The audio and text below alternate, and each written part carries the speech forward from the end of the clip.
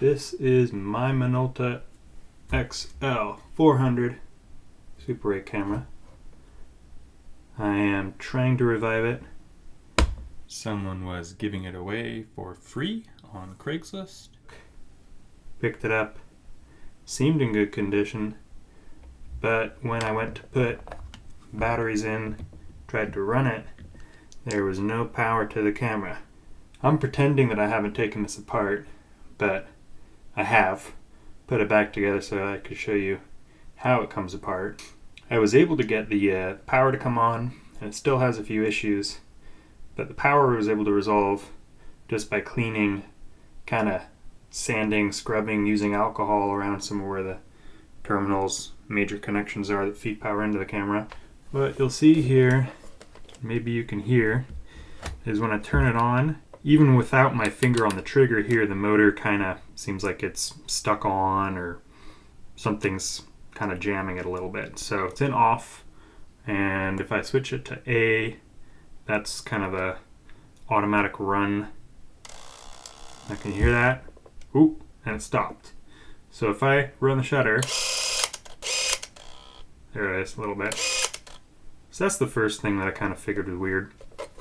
The other thing that's weird, when you open this up and you're looking at the sprocket wheel, whatever that wheel is called, it should be turning when I put my finger on the shutter release here, and mine's not rotating at all. At first I thought, well, maybe you have to put a cartridge in there, or there's some button that has to be released, like this little button down there, in order for it to want to turn, but no matter what I do, that is not turning. But here is in the shutter where the cassette goes, meaning it should be closed, and you can see the light coming through. When I hold the shutter down, you can see shutter's doing something there, but it jams, sticks like partially open there.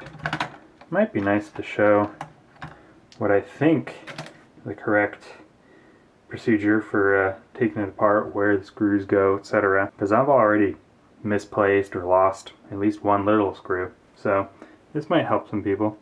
First, this front cover here that comes off separately. You got 3 identical pretty long screws.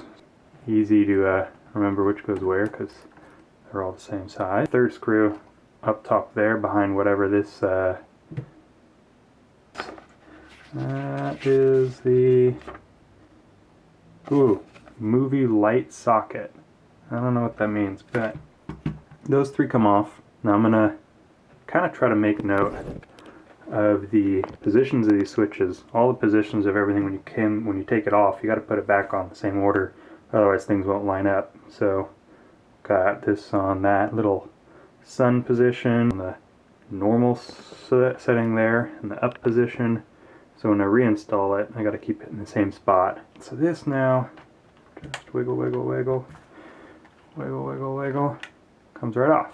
Now we got 1, 2, 3 screws at least. Oh, another one hiding up there. 4 screws on this side.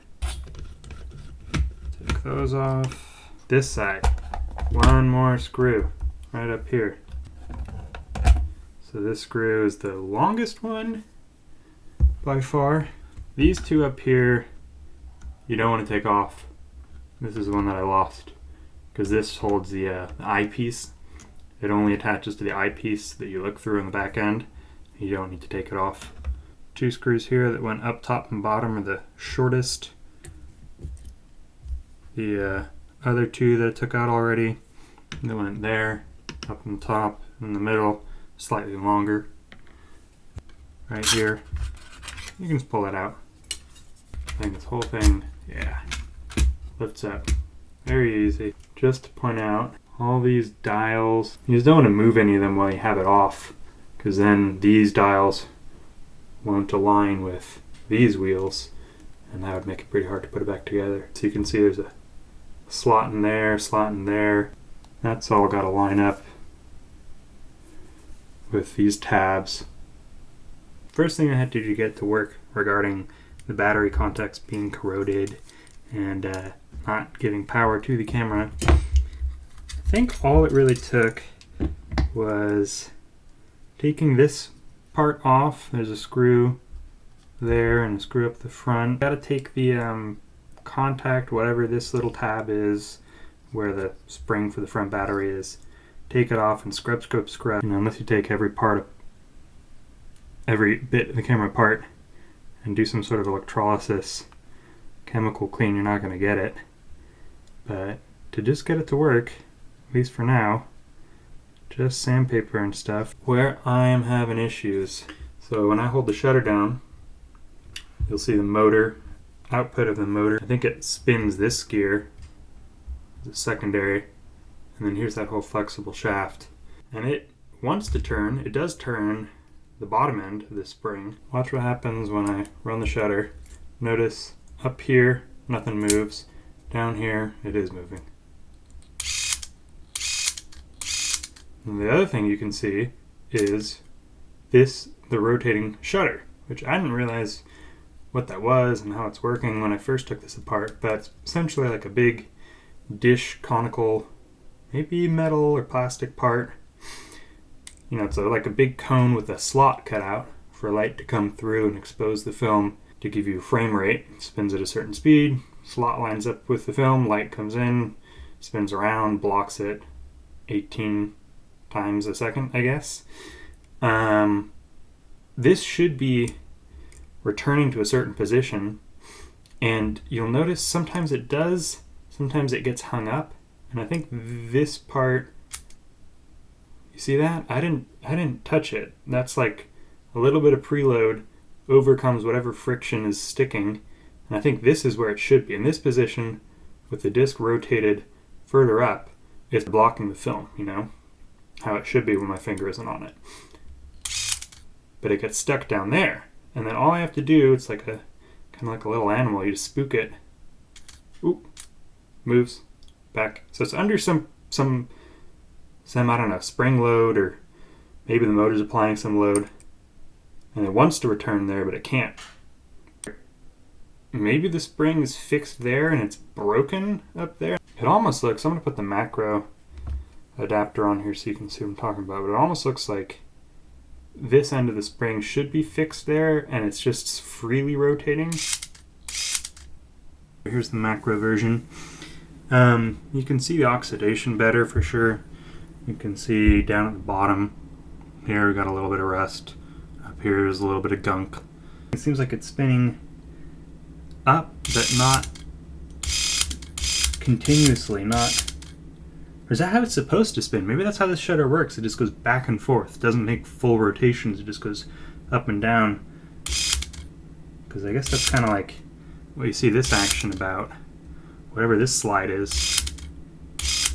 This part, shutter just goes up and forth. I mean, this part has to be continuously rotating in order for this, the sprocket, the film to be rotating around and around. It's kind of weird that it always ends up in the same spot with that notch cut out pointing down. I don't know. I'm gonna have to take it apart more and figure out.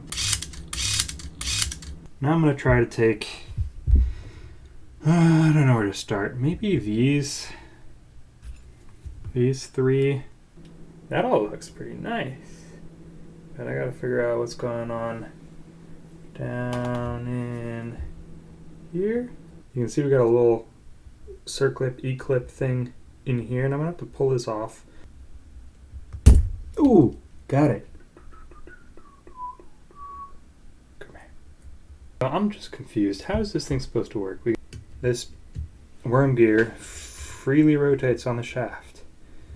Doesn't rotate any of the rest of it downstream, just there. Why doesn't this part turn? Alright, brain blast. Maybe what's happening, the reason why none of this shaft is rotating is because the back end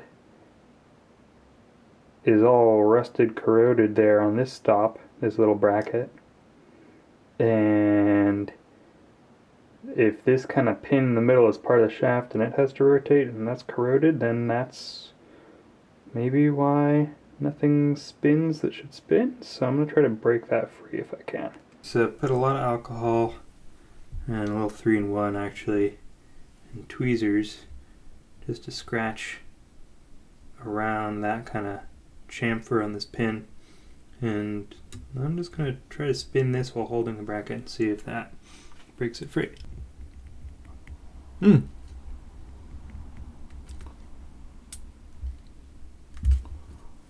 Maybe. I think it's moving now.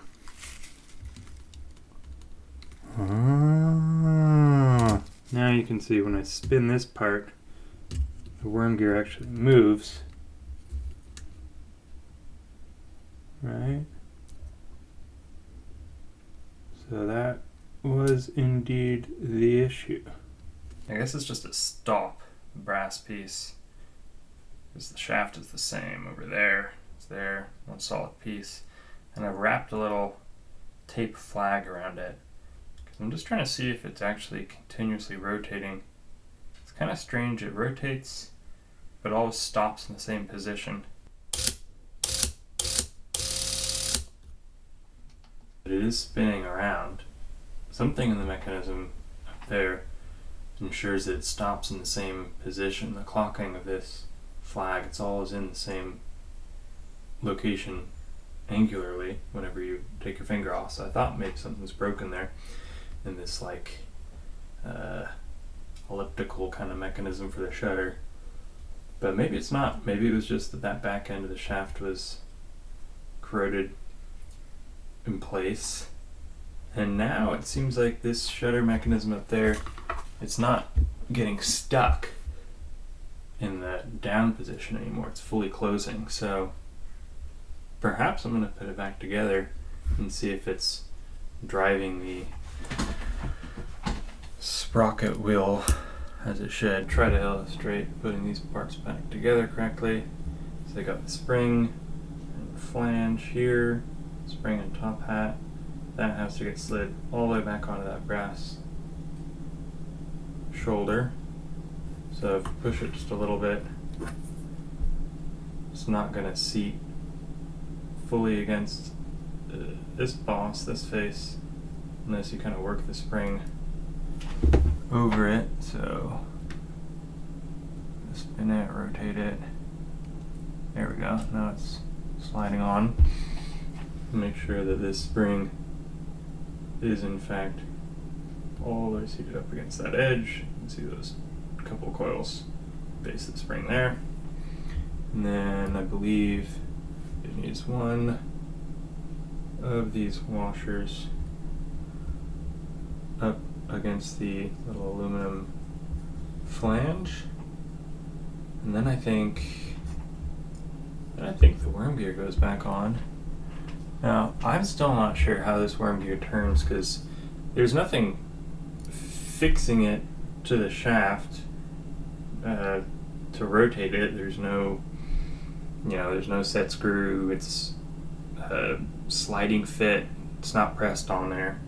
I think that somehow this spring load axially is fixing the worm gear against, I don't know how it's working, but this must have something to do with the spring load to stop it from just freely spinning or not spinning at all. Finally, I got these washer E-clip, another washer in place. You really need some sort of, ideally, maybe like a little needle nose plier to clamp it back down on the shaft. There. Ooh. Look at that. And we're turning. Looks like it's working. See that?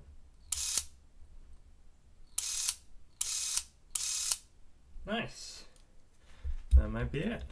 Getting back to it, gonna clean it up better this time now that it seems to be functioning. And once I've cleaned it, paid a little more attention to where there's grease, gunk, where I want oil, where I don't want oil. Thread locker, there are a couple screws on there that looked like they had a ancient thread lock, so I would like to put a tiny dab of that on there.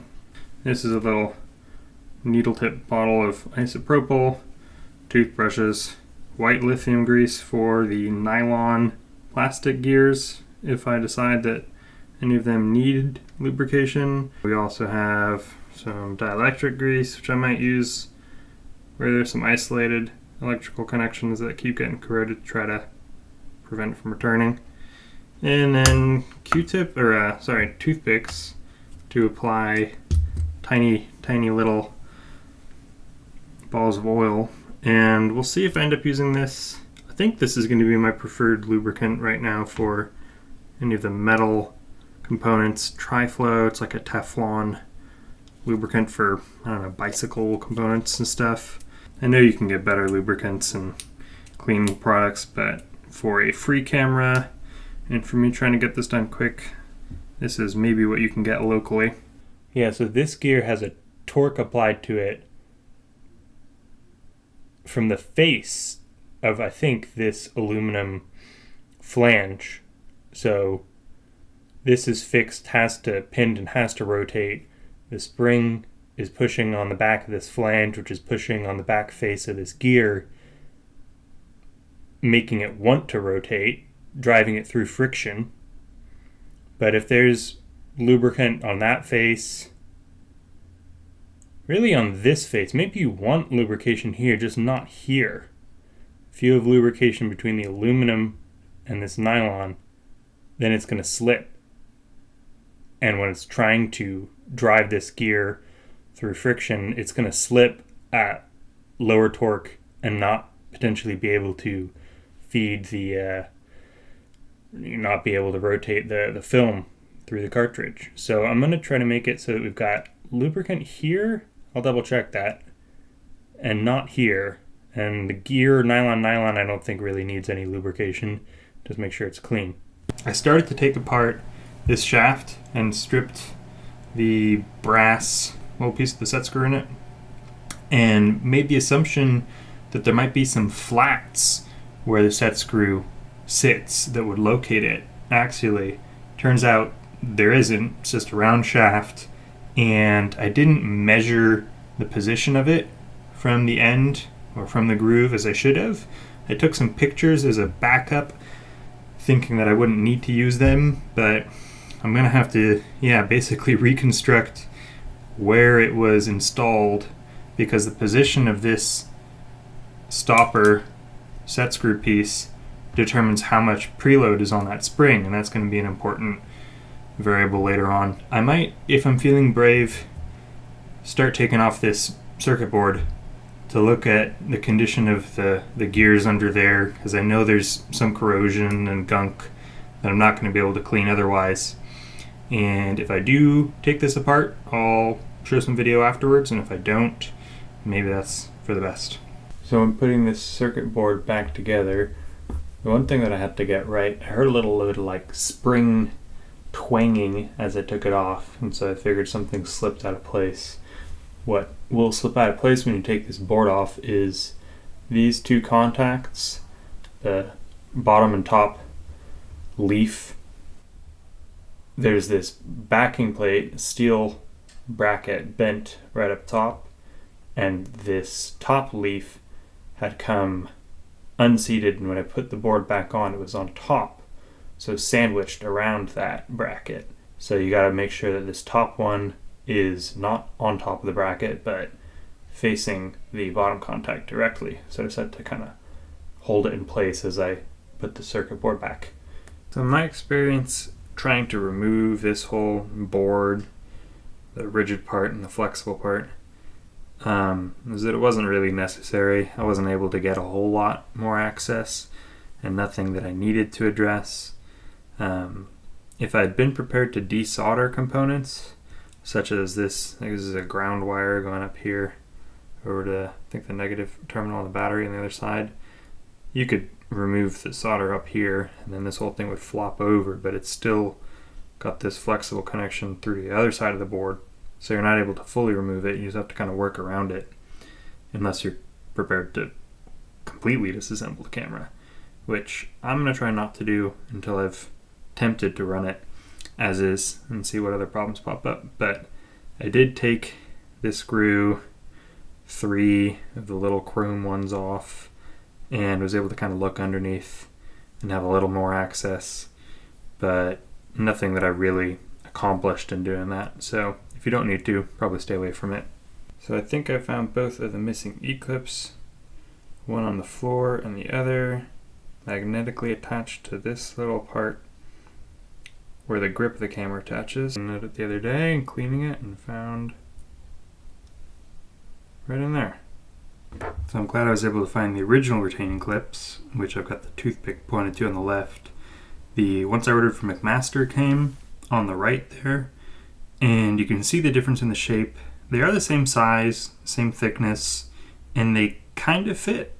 They might be serviceable, but they don't snap in as securely as I'd like, and that's because the original on the left there, a little more dull, is a Japanese industrial standard. It's a JIS dimensions, and you can see the profile is a bit different from this one on the right. It came from Germany, so whatever the European standard is, it just doesn't seat as far into the groove as the original, and you can't spin it around on the shaft very easily, so I feel like it could pop off. If you need to, maybe you could use these McMaster ones short term. So if you have very sharp eyes, you might have noticed this part here, which is a little sheet metal component. I had forgotten to include it before when I put this board back on, so I had to pull the board back up, insert this underneath. There's just two Boss brass pieces in the kind of backing frame of this that it slots into, and they allowed it to restrict its motion so that it can only travel vertically, slide up and down. There's a little indicator that it kind of pops up and down in the viewfinder. I think that's its purpose. And this flat edge here contacts a flat every 90 degrees on the sprocket wheel. So this wheel has some squared edges on a little boss on the inside before the teeth of the gear. Square edges there, and then as it rotates, that contacts this part, which is spring loaded thanks to a bend. So you can see where this little spring arm is that comes out and presses there, and as you move up and down, ring tension bounces back up. So you got to make sure you slot that piece in. I think it's pretty self-evident which way it goes.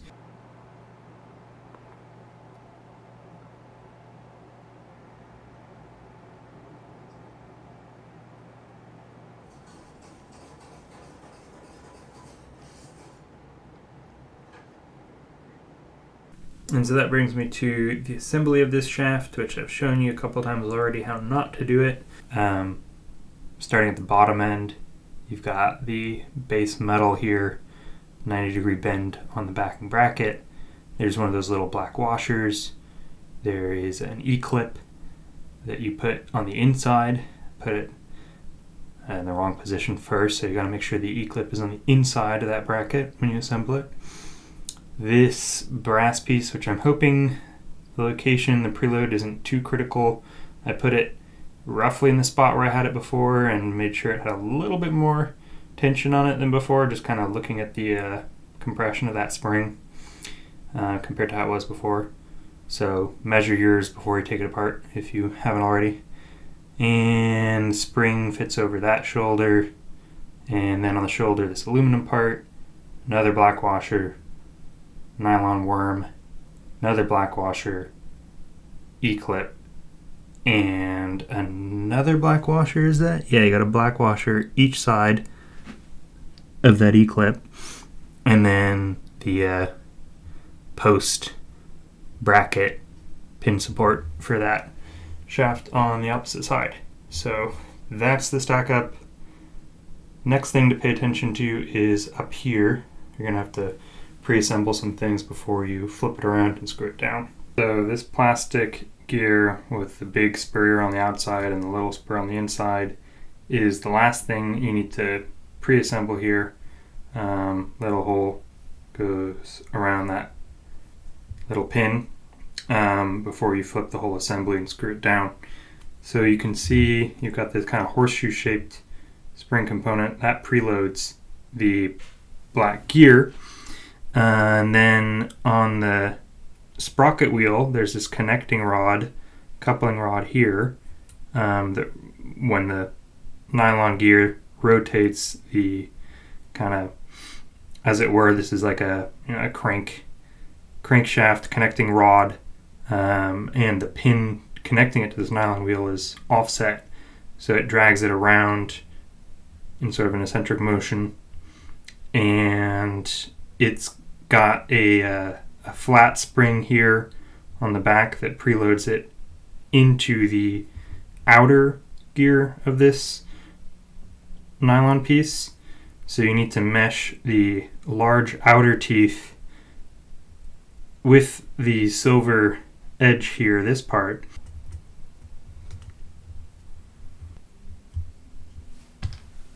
So that was all it took. I had to push the silver piece out away from the gear in order to get it to mesh with those teeth. So I'm going to flip this around while holding that gear in place and screw everything together. You might be able to see what's going on. That silver connecting rod is now on top of the gear. So I'm going to push it out again.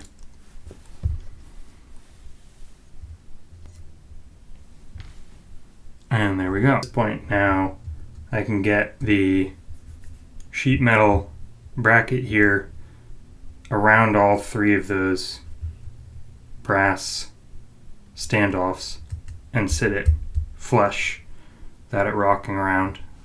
While I'm on the topic of things that you have to move around a line when you're working on the camera, there's one thing I found, a little tip about how to be able to rotate the shutter both directions. This gear, when you rotate it, you can rotate the shutter, move it in one direction, and you can go around and around. There's a little detent that you feel, so sometimes it can be a little hard to go past that point, but you can continuously rotate it. Problem if you do that is it seems to advance sometimes, or always, I'm not sure, this gear set up here for the zoom drive forward and reverse, and you can get to a point where it kind of binds up these gears here, get, I don't know, bound tight against the ring gear here on the lens, and in order to get it to move freely back again, because you should be able to rotate it by hand both directions, if you find that this is locked, what you're going to have to do, in my experience, the thing that's preventing these gears from rotating is the lockout on the back of this shutter. So there's this little kind of pawl right there, bent sheet metal there, bent bracket, and it engages with a slot in the back side of the shutter, which prevents it, that's what prevents it from going around in the opposite direction. So if I were to rotate it, this bracket, if you can't see, it's not just a plain 90-degree bend or whatever that is. It goes across, down, and back in towards the shutter again. So you're going to have to release it by getting something soft in there like this toothpick and just pushing it back out towards the front of the camera. So in this position it's blocked there. Can't go past, and watch what happens when you push back.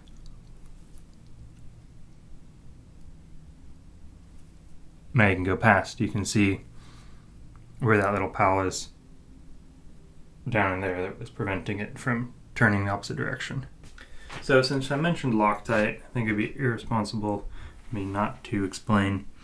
This is a minuscule amount that I'm going to put on there. And I don't think Loctite or anything like it was really what the factory, if that truly was a factory application, had on there. What they had, I've never quite seen this, is like a more kind of rubbery, almost like, you know, gooey gaskety type of stuff. It was stuck on there, but you could kind of peel it off like a film. And you know, I'm sure it was just there to keep the screws from backing out under vibrations, but which I think is a good idea. You're not trying to lock these things in there permanently. I would use the lowest strength you can find, and the amount I'm talking about is like, here's a little tiny dollop on the tip of a toothpick. Maybe just a tiny bit of that under the head of this screw. You don't need it all. I might go in there and soak up a little bit of it or share it with the other screws. I might have to come back and take this apart, or whoever takes it apart next. You don't want it to be difficult to take apart. So less is more. So the last thing I would do before final reassembly and getting cases on all that is a functional test with the batteries in there, powered up, check some things. I have to actually make sure that I got these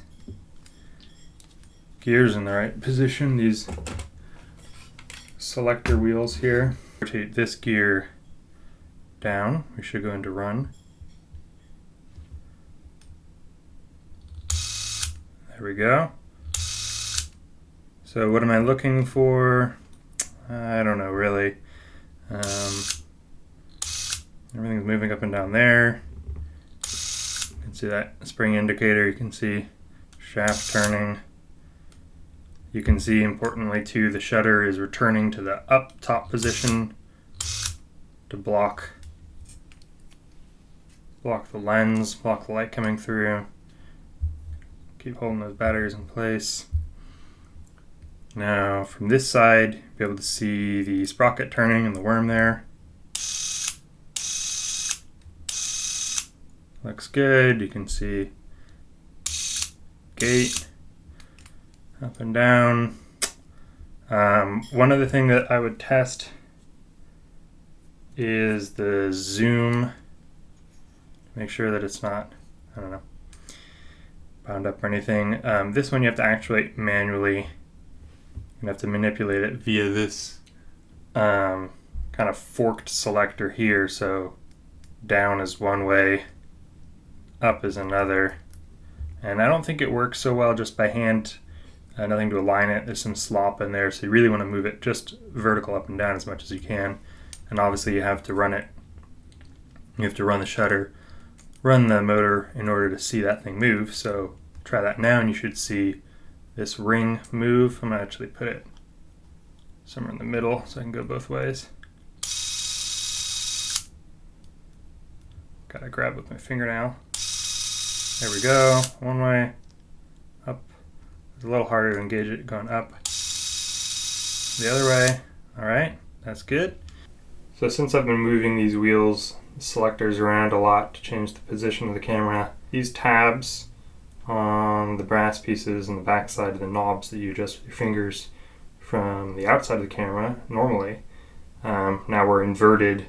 You have to take the left side is actually the right side here, and everything's positionally, or the kind of angle is flipped across the vertical axis. So there are a couple other things that you're going to want to make sure line up.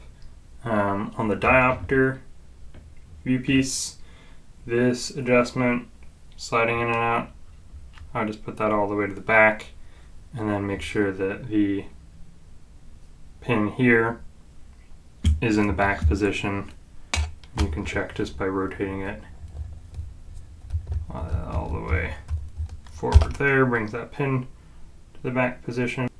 The other side cover, a small cover on this tungsten filter selector. You can see mine pins at the top, which is in the sunlight selection, daylight, and then macro normal. It's probably going to need to be up in the normal position unless you changed where the this little crank throw is there. Move that up and down. So that's up. This switch should be up as well.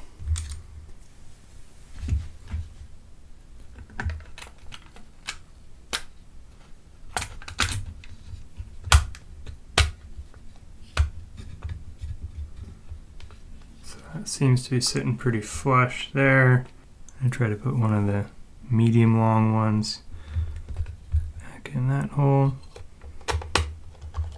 That feels correct. One other medium long one must go back in there. That feels correct. I know that this long one Then goes in from the other side.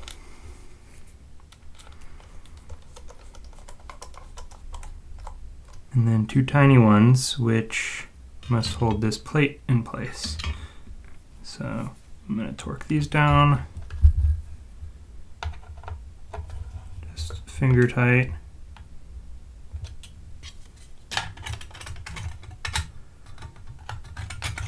Wrong way.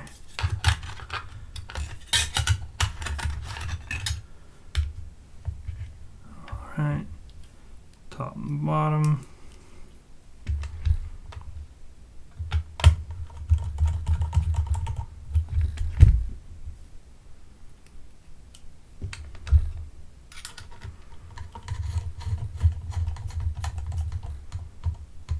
Now this front cover, make sure that's up. Make sure not too much else to it. Oh, you gotta, of course, slot this groove over this tongue there. Now if these two pieces don't click together there and have a nice even seam under the bottom side, then in my experience that's when either you have this selector or this selector or something else in the wrong position. But those seams, those gaps all look good to me, right? Some of these screws I haven't confirmed, but I think they're going into the plastic, whatever this weird hard plastic is, hard composite, something that parts of the chassis of the camera are made up of. I think that they threaded that material. I don't think they have inserts everywhere, so you want to be really careful not to cross thread anything, because if you do, you're going to have a hard time repairing that thread.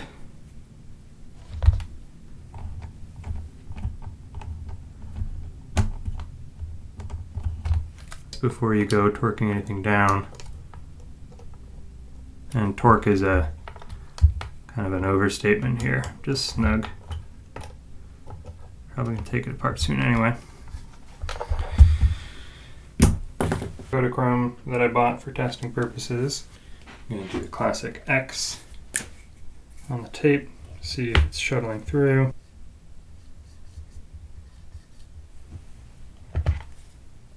Pop this in. I don't even know what I'm doing, I've never done this before. Front and first. Sounds good. Well, this is good. Little light is good. Go back to regular run. Ooh, that felt different. Could feel the film.